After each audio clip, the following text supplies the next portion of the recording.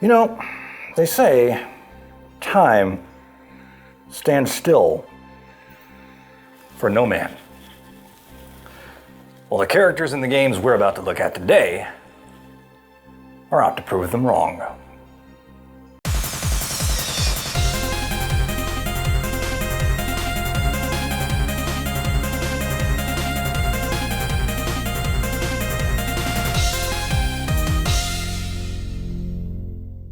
Konnichiwa, minore wa Gemini, so take quick time event day, yokoso! Today's episode is all about games dealing with time. We're talking time bending, time travel, time manipulation. If the laws of time are being screwed with in any way, shape, or form, then that's the kind of game we're looking at today. So, let's briefly travel to the future and have a look at what's coming up. We'll be reversing time as we hack and slash our way through the fantastical environs of Blades of Time. Then it's off to a tiny island known as Tock Isle to repair a time machine on the fritz in a clock tower. And finally, we'll be correcting the course of history as we look at the first game in a series called The Journeyman Project. Demo mazu wa kore desu.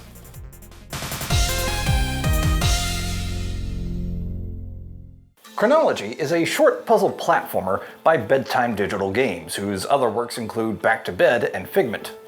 Despite its short length, it tries to tell the story of the main character's quest for redemption. Note I said tries. Did it succeed? Well... You play a nameless inventor who is joined on this journey by an equally nameless snail as they make their way to the metropolis. No, not that metropolis. To confront the inventor's mentor, the latter of whom has betrayed the former in some way. I say that not because I'm trying to avoid spoilers, although that is part of it, but because the story could have stood to be a little clearer. Actually, I'd have preferred if there were no story at all, but I'll get into that later. You're told the story through cutscenes, which play between each chapter. The inventor and his mentor were tinkering around with something called the Verve. They eventually decided it was too dangerous and so agreed never to mess with it again. But then the mentor made some kind of clandestine deal involving the Verve and the Metropolis guards, which resulted in some kind of catastrophe, which the inventor takes it upon himself to rectify. The game has a pleasant enough aesthetic, with a soundtrack that didn't overstay its welcome, and a look which reminds me a bit of Braid. Actually, one of the blurbs on the Steam page mentions that the look of the game was inspired by the works of Hayao Miyazaki, but personally, I'm not really seeing it myself. You start out playing as just the inventor, and when the snail joins, you later gain the ability to switch between the two at will for most of the rest of the game. As far as physical abilities go, the inventor can move, jump, pick up and use objects, interact with wall switches, and in most areas, he can summon the snail to his side. Not long into the first chapter, you find a special pocket watch he invented, and this gives him the ability to switch back and forth between two time periods, though it's not clear which exact times, as the watch merely says before or after, presumably before and after the Verve catastrophe. That's kind of a theme with this game, uncertainty. Case in point, the snail. Is it a him or a her? The inventor refers to it as her in some of his dialogue. The snail's voice artist sounds female, but the inventor will sometimes say here boy when summoning it. For the sake of argument, I'll be referring to it as her. Naturally, the snail is a little more limited physically than the inventor, but while she can't jump, she can cling to walls and ceilings, and is immune to harmful substances. Her shell can even be used as a makeshift platform. And although she can't swap time periods, she can flat out stop time when things are going too fast for the inventor to handle. Chronology could be controlled with the keyboard or a gamepad. I personally prefer the gamepad, but even that could be described as the lesser of two evils, as the controls are awkward with both methods, though less so on the gamepad, and the keys aren't rebindable. As mentioned before, Chronology was a short game. Even going in completely blind, it won't even take you 2 hours to complete, mainly due to the difficulty level of the puzzles. Which is to say, there's hardly any difficulty to the puzzles. Now granted, there were one or two where the solutions were simple enough, but I was still stumped because they just didn't occur to me as being possible. Now, I don't mind short games, and I definitely don't mind games that have a story to them, but it's when a short game tries telling a story that I get a little worried, and personally, I feel Chronology tried too hard. There just wasn't enough time to get to know the characters, and as a result, I just found myself not really caring that much about the conflict between the inventor and the mentor. Hell, there was even a conflict between the inventor and the snail that came out of nowhere and was resolved just as fast. Really, the story was pointless, and the game would have been just as good, if not better, without it.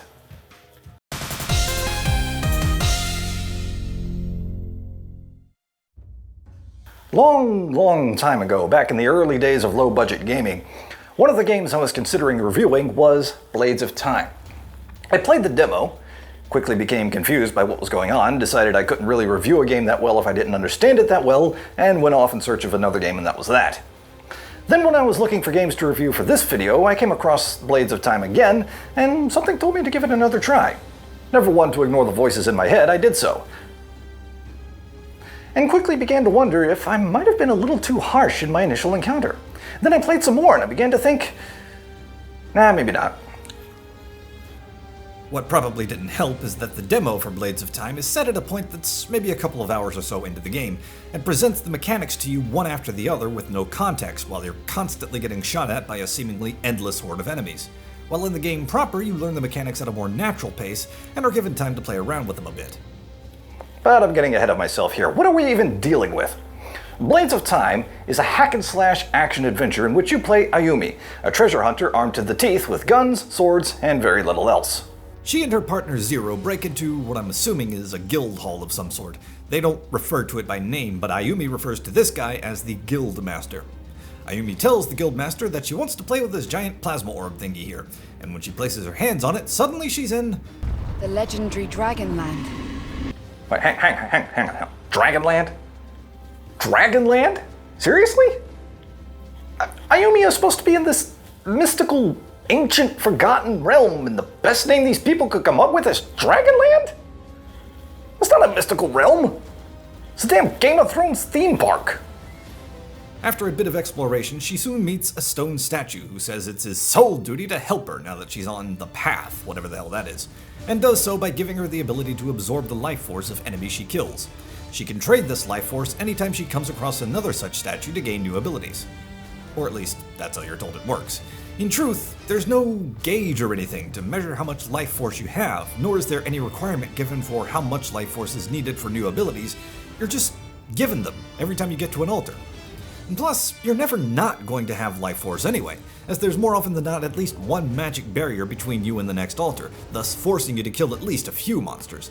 And even if you did get to an altar without killing every single enemy, it would still be inactive until you cleared all the enemies in the room with the altar. Basically, they could have done without the whole life force gathering thing and just have the altar say, hey, you know what, I like you, come find me, I give you stuff. The game is fully voice acted and the actors do a decent job, which is good because you certainly get to hear a hell of a lot of it. Because holy crap, Ayumi will not shut the hell up. I hope the Guildmaster won't be too upset when he notices that I've stolen his compass. He doesn't use it anyway. It'll be more useful for a treasure hunter. Honestly, I thought I'd find some hints for treasure hunters to follow left here by guild members. Something like marks on the floor or on the stones. I could always write on a stone, Ayumi, the world's greatest treasure hunter, was here. That's stupid though. God, it's so hot here. It's unbearable. I hope this path won't lead me to the center of the world. If I hadn't come here on my own, I'd have thought that I was in hell right now. Or maybe I am in hell. Oh well, who knows? What's going on? Have I stumbled into something again? Damn it! Who the hell are you? No, keep away from me! Shoo! Get out of here! Go back to where you came from! What disgusting monsters! If they're everywhere on the island, I have no idea what I can do about it. I didn't agree to that. Zero's missing all the fun. Where the hell is he? They're waiting for me. How do they know I'm here? Do I really make so much noise? Yes! Yes, you do! And before you say it, no, she's not having constant inner monologues or some bullshit like that. She's quite clearly talking to herself out loud. Or at least, I think she is. It's kind of hard to tell. The lip syncing in some places is, well... We're all trapped here, caught like damn rabbits, and we can't afford to lose our heads. Plus, there are many things that we don't understand either. Yeah... Now, there are a couple of good points about Blades of Time. One of those being the reason it's even in this video in the first place, the time reversal ability, which works exactly as it sounds. You can reverse time around you for a limited period, which will generate a clone of Ayumi that mimics the action she did leading up to the moment you start the ability. This can be done several times as well to create numerous clones, and the clones aren't just ghosts either, they have a physical presence, allowing them to help you in numerous ways, like pressing multiple buttons at the same time or distracting an enemy. Also, if you're in the midst of combat with the time reversal clone present, your own damage output is increased. Speaking of combat, when it works properly, it is so smooth and so damn satisfying to pull off. It uses a light attack, heavy attack combo system, and each hit that you land generates rage, which, when you have enough, will allow you to pull off devastating elemental attacks. And if you fill the rage meter, you're given 1 heal point, which can be used to partially refill your health meter should you need it. But the key phrase here is when it works properly, and there are way too many times when this was not the case. Some of the buttons were inconsistent as to when they wanted to work, and others wouldn't register unless you held the button down for like a half a second, which just breaks the flow of combat. I got about 5 hours into the game before I decided I'd had enough. I wanted to play more, at least to see how the story progressed, but I eventually got to a point where my abilities started using themselves during combat. My compass wouldn't come up even if I pressed the button, and my rifle wouldn't reload even if it ran out of bullets. None of which I have footage of, sadly, as I started a new game to see if the problem was unique to the area I was in, but you're only allowed 1 save file, because sure, that makes sense for a game from 2012, and I didn't think to record any of the glitches beforehand. But if the Steam discussion forums are anything to go by, I'm not the only one this has happened to. Blades of Time look so damn good, both in terms of its aesthetic and its potential, but for my money, it's plagued with too many issues to make it worth picking up. Now then, who's for a trip to Dragonland? We'll play a quick game of Whack-a-Stark, then it's off to ride the Daenerys coaster.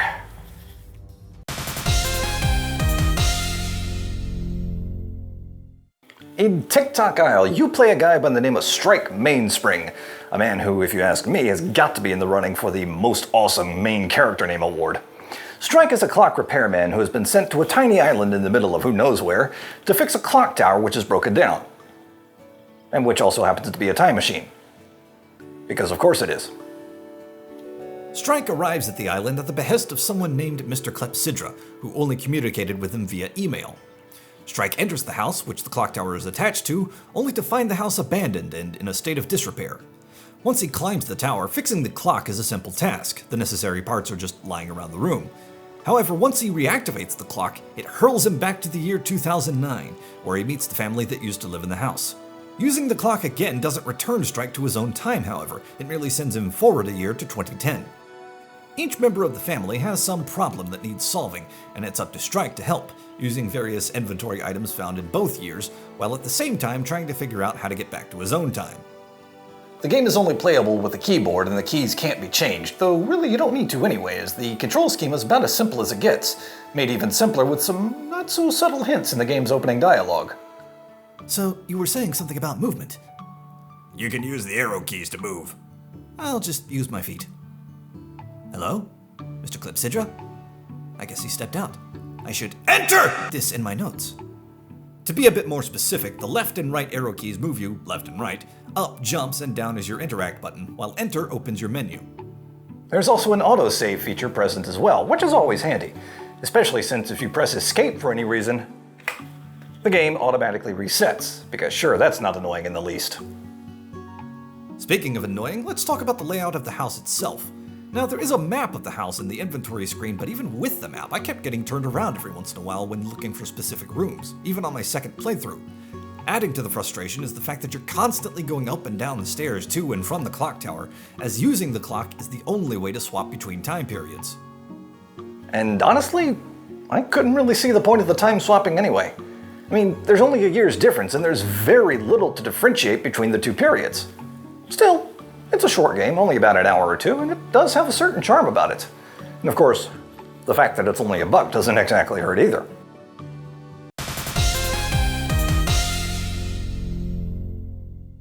The 90s. Futuristic sci-fi. FMV.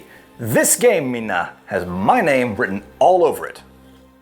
Pegasus Prime is the first game in a series called The Journeyman Project, in which you play a government agent tasked with monitoring the timeline and traveling through time to correct any temporal abnormalities when they occur.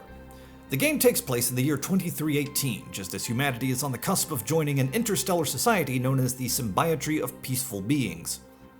To refer to Pegasus Prime as a point-and-click adventure would be accurate, but not entirely so. It's not wholly mouse-driven as with games like Myst. You can interact with things with the mouse, but movement is done by default with either the arrow keys or 8, 4, 6, and 2 on the number pad.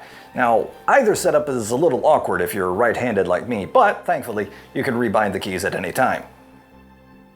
Another reason to rebind the keys would be just so you can have a layout you can more easily remember, as the interface overview, which lists the default keybinds, is only accessible from the main menu. Soon after the game begins, you notice an abnormality in the time stream, which is slowly causing a wave of historical changes which is making its way towards what you know as the present. You make a jump to the time of the dinosaurs, where there's a log hidden by the TSA which chronicles the proper history of your timeline. You return to the present and note that there are several key historical events that are different between the now altered timeline and the proper one, and it's up to you to travel to the dates of these events and make sure these changes never happen, thus ensuring the restoration of the proper timeline. You can jump to the events in any order, and once you've arrived, you're not committed and can return to the present at any time. In fact, jumping back and forth between an altered event and the present is pretty much a requirement, as for one thing, you have a finite amount of energy which limits your stay in each time period, which is recharged by returning to the present. Additionally, you'll often encounter a puzzle in one time period that requires the use of an item from another. And let's talk about those items, shall we? You've got your standard inventory items, as well as biochips. Each biochip has a different function, such as your AI biochip, which can give you a brief reminder of your current objective and will provide hints to puzzles if you start struggling, and the Pegasus biochip, which is used to return you to the present. As for the inventory items, you can bring up a display which points out individual details of your currently selected item, and at the press of a button, you can see more information about what it does. An item you find in a certain time period can, more often than not, be brought with you into another, though there are exceptions, and if you try to return to the present with such an item, you'll be prevented from doing so. Such items are usually easy to discern though, as your AI will suggest leaving it where it is, or say that TSA regulations prevent its use. One big gripe I have with the inventory, however, is that you're limited to 9 items. If you try to add a 10th, a non-essential item is removed, and presumably returned to its original time and location. Personally, I have enough on my mind just trying to figure out the puzzles themselves, without also trying to figure out which inventory items I may or may not need at any given point. And I might not mind going back to get items I left behind so much if it weren't for the fact that the game is loaded with FMV, which is cool, but none of which is skippable. Mind you, the bits of video with people in them are decently acted for the most part. Except for this guy, he always sounds constipated. And apart from the game overs I would get, I never felt like the immersion was broken. It was just like watching an episode of Babylon 5. Now I should point out that for this review I played the Steam version of the game, and with it I noticed a bug where in full screen mode the mouse cursor would have a tendency to randomly jump across the screen sometimes. There it goes, right there. And I don't know if the bug exists in the GOG version, but at least on Steam all you have to do to fix it is just hit alternate enter to go into windowed mode, and the mouse cursor will work normally. And as you can see, by default, the windowed mode is a little on the small side. I think that's maybe 800 by 600. But if it's a little small for you, all you have to do is just click and drag to resize the window. And there you go. But for the most part, I thoroughly enjoyed Pegasus Prime. And although I haven't finished it, I look forward to doing so. And I might even make an episode of Low Budget Gaming about it when I do. That'll do it for this episode of QuickTime Event. I hope you enjoyed it. And if you'd like to suggest a game or a theme for a future episode, even if it's another game dealing with time manipulation, then please check out my Patreon page. I've recently revamped the rewards there, and you can find a link down in the description. In the meantime, I invite you as always to comment, like, share, and subscribe. And thank you so very much for watching. Jikai made. Sayonara.